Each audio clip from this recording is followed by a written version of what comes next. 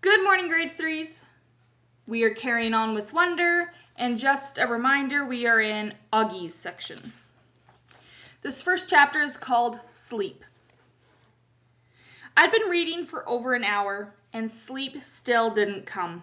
It was almost 2 in the morning. Everyone else was asleep.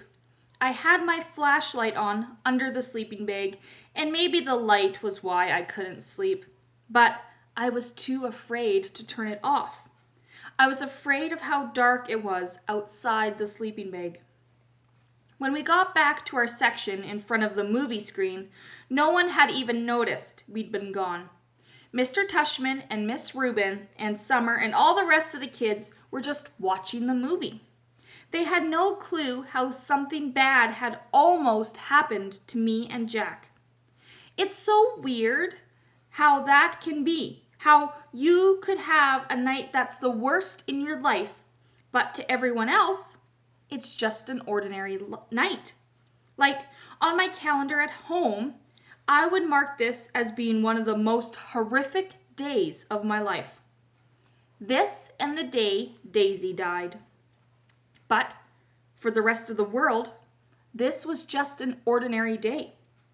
Or maybe it was even a good day. And maybe somebody won the lottery today.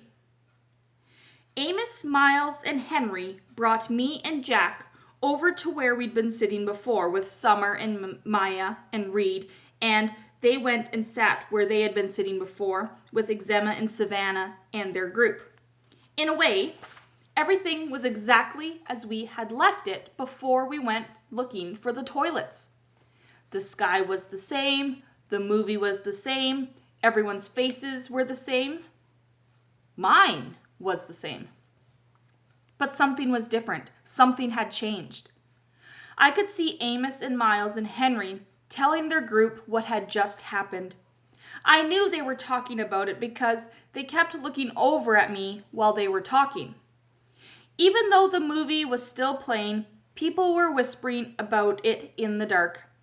News like that travels fast.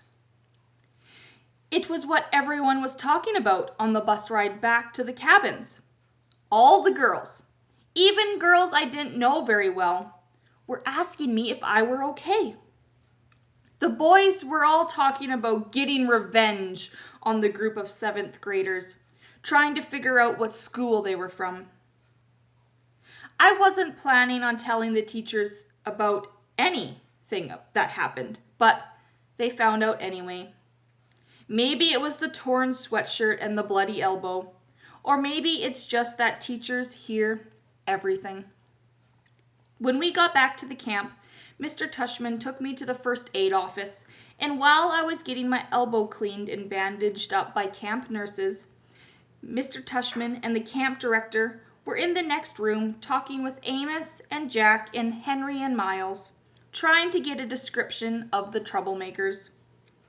When he asked me about them a little later, I said I couldn't remember their faces at all, which wasn't true. It's their faces I kept seeing every time I closed my eyes to sleep. The look of total horror in the girl's face when she first saw me. The way the kid with the flashlight, Eddie, looked at me as he talked to me, like he hated me. Like a lamb to the slaughter. I remember Dad saying that ages ago, but tonight I think I finally got what it meant.